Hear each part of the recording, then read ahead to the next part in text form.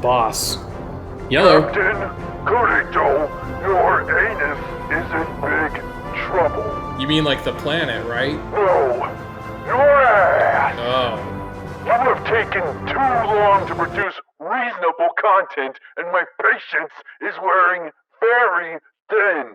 Well, I'm working on it, boss. You know, Rome wasn't built in a day. Besides, we got this new review that I think you're gonna really enjoy. It's a throwback. It's one from the PlayStation. Do you remember a game called Blasto? For your sake, you better hope that I'm not disappointed in your garbage fire antics. Well, what else is new? That's all I will say for now. Your ass is on the line.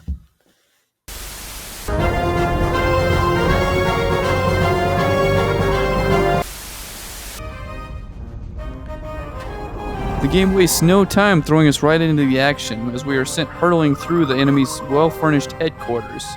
We are then greeted by an astronomical amount of sprites, which, for the time period, is incredible. Unfortunately, the lip sync is worse than a dog with a mouthful of peanut butter. Well, now it's This uninspired payback green time. bug is Bosk the Terrible. Using our He's going to do this thing with some sort of made-up machine that, well, punches through space and time and whatever. This is basically North Korea, but in space. Bosk's voice is so annoying that my cat just ran into the other room. Nice. So an ass joke and ball scratch later. I will enslave their women, eat their children, and rape their cattle. Wait, what? We now meet our hero Blasto.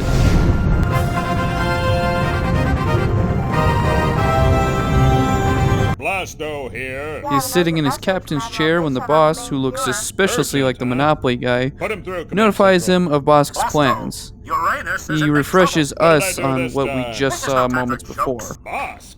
And for those of you keeping score at home, that is the third Uranus joke, and we're only about 2 minutes into this thing. Planetary system may be at stake. Why the hell are they sending one guy to defend an entire planet against an army of interdimensional Martians? Is a frog's butt watertight? Uranus This is a job for the Space Force, not what Johnny else is new? Bat Guy Bravo. We then pull up to the port of level 1, and Blasto looks like he's about to light the Olympic torch. And just because this is the first level of the game, that doesn't mean it's not difficult. You immediately find yourself being shot at from every angle by aliens and flying eyeballs while attempting to traverse this level. It's actually a pretty easy level. It's got this kind of Looney Tunes vibe to it, where the characters are very cartoony, and the planets are mega unrealistically close. On the pause menu, you get to see how many Martians you've killed and how many you have left, so you can 100% the levels. You 100% a level, you get a free continue, and you're going to need them, because this game gets really hard. I'm going to have Casey explain that one to you. What? Now, Blasto does need an incentive in order to save an entire planet, of course, which is where the babes come in here. He seems to be into the Amazonian type, as all of these women that he's interacting with are like twice his height. I figure that Blasto's probably about an average human height, but I think he's more like 3 feet tall. It's kind of like the Big Mac. Seems bigger 20 years ago, and you know, come to think of it, how come they never made a Little Mac? Like a Little Mac Happy Meal, you know? What is that all about? Well, that was the worst piece of crap I've ever heard in my life. The AI in this game adapts to your patterns and forces you to think outside the box when taking them on. So if you're like me who goes guns a-blazing at all times, you're gonna die a whole bunch. This is the part where I'm supposed to talk about floating in space and pressing the do not press button. Well, since he's just gonna gloss over the details, I guess I'll just tell you about the do not press buttons. You will come across these in every level. Some are good and some are bad. Whether or not you want to take that risk is completely up to We you. already talked about and move on. You said nothing about it. So many cool and or awesome weapons in this game. Wow, look at these. Oh look, another weapon. And oh my goodness, it sucks so bad. It made an enemy appear. What a piece of crap. You know, I guess this game it really isn't that difficult. I guess after a while, just, you know, once you get used to it, wait. Oh, what the... No! The crosshairs are bigger than Uranus. No pun intended. It's a bad joke. There is no point in using an aiming device that's the same size as the entire play screen.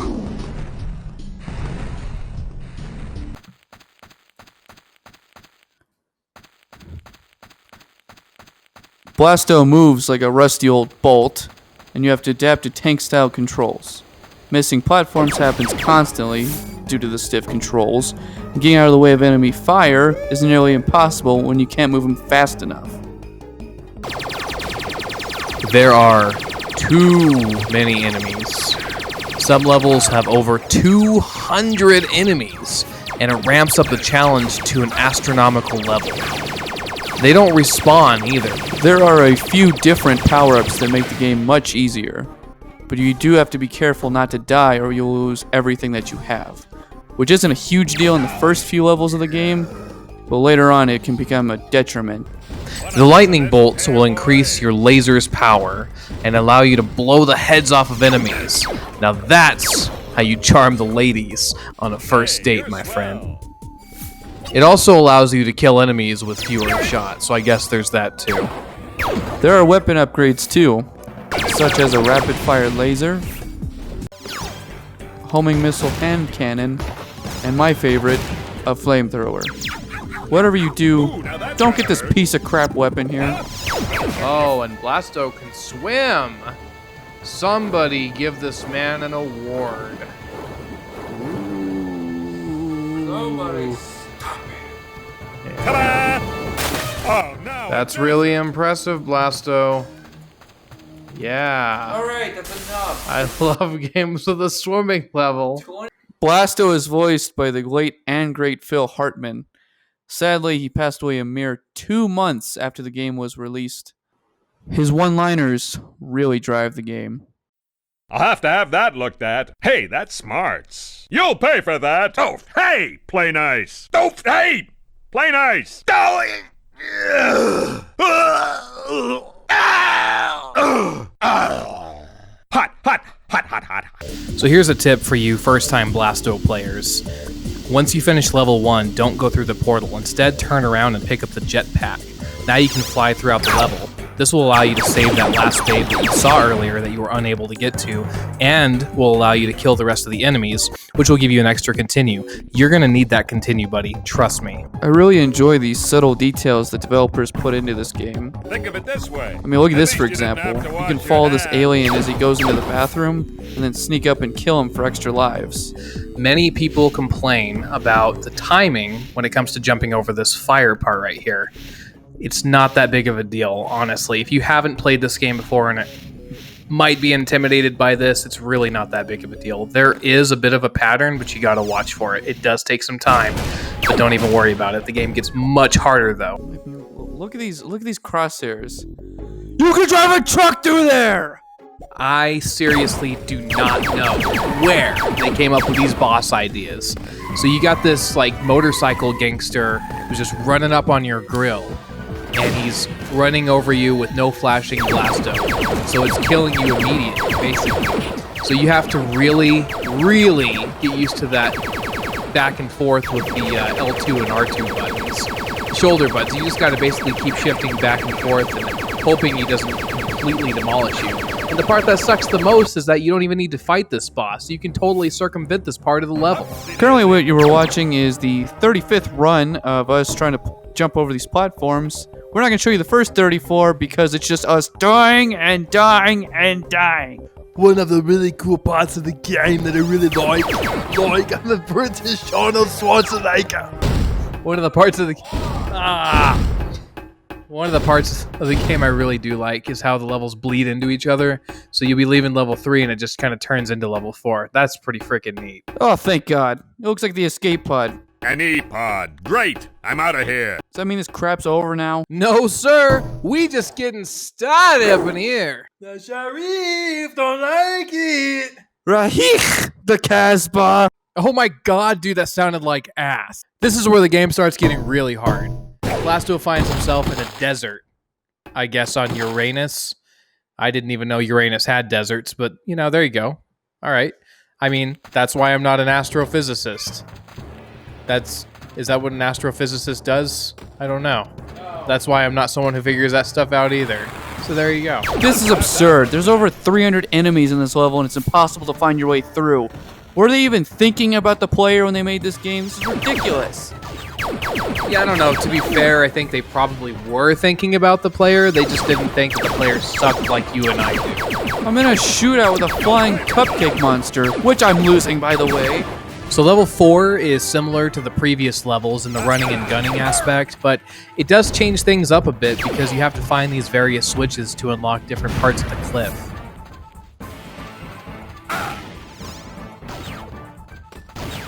The different sections of the cliff are going to allow you to traverse throughout the level and thusly throughout the game.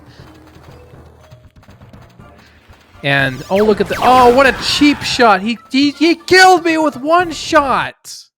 But quickly, I need to talk about the greatest weapon in the game, and that is the Nuke-O-Matic. You only get 3 shots, but it obliterates all of the enemies on the screen at once. Think about that. That is what you need all of in this game. With all the enemies that they keep throwing at you, you need this gun.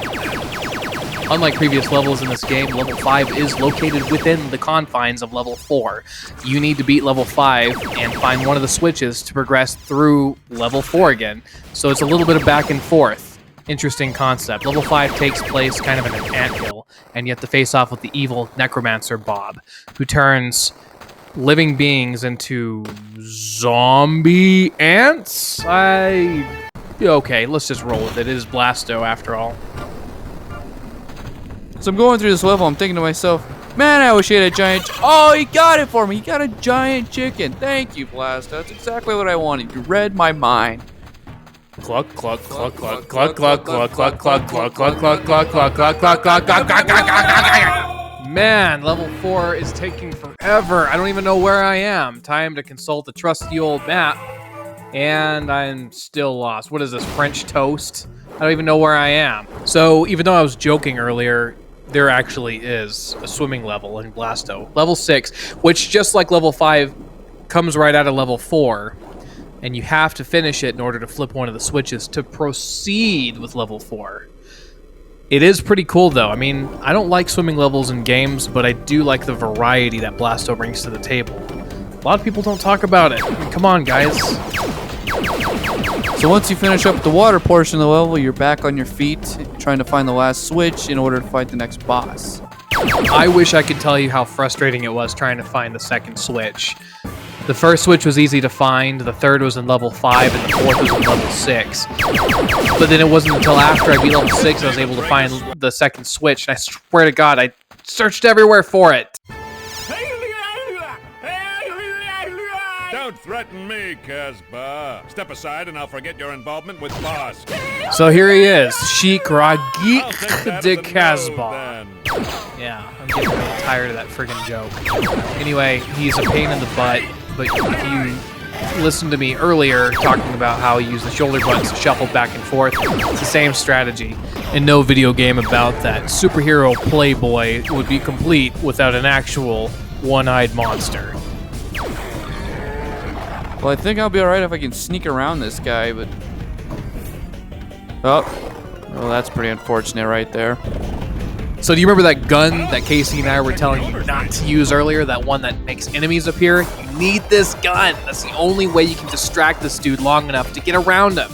Also, yeah, the jetpack makes another appearance. And I thought I was really good with it, but apparently I wasn't. And here I am running into a friggin' sign. What the heck is this? What am I walking into now? Is this a party? This is unbelievable. Look at this set list. I mean, look at the walls. It's all polka dots. This is insanity. I'm gonna have to kill everybody now. Well, no alien fuel is complete without your Uranian dance party. Alright. Why did I record this for so long? That's what I'm wondering right now. Moving on. Next.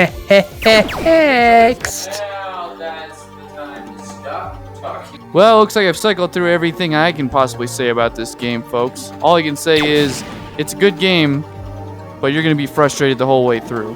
Alright, I'll leave it to Cody. Alright, ladies and germaphobes, so I finally made it to the Spire Maze, which is filled with hot liquid magma. It's also filled with enemies and a confusing array of landscapes. You know, up until now, I thought Uranus's biggest problem were these aliens, but now I can see that the sun is crashing into the planet, so in reality, this would be game over for everybody. Also, I'm pretty interested to know how grass is growing on a planet that's just filled with lava. Ah, yes, and in true this game fashion, the level just dissolves around you, and you find yourself in episode 9. And naturally, don't let the lack of enemies fool you for 1 second, as it's the calm before the storm. Trust me on that one. So I'll be completely honest, when I got to Bosk's lair, I immediately got stuck. So check this out. Let me show you something just in case you happen to traverse this far. So you'll need that alien gun because you can't get to that switch over there across the lava. Now, first I shot it and I dropped the alien right in the lava. Well, that sucks. Okay, but what you're supposed to do here is if you hold the circle button, you actually charge the gun up and shoot it further. I had no idea that you could do that. There was really no indication. Once you do that, the alien will press the switch for you and you can move on through the level. That's great. You know, I do have to mention that I came into this review already kind of being on the fence about how I felt about this game. But I actually really enjoyed my playthrough on it. It's not your typical platforming PlayStation game, but it does have a lot to offer in terms of just variety, but also a pretty decent challenge. And yeah, the platforming is not great, and there's hundreds of enemies in every level, and it's really hard. But there's a learning curve, and once you get past that, it's pretty good.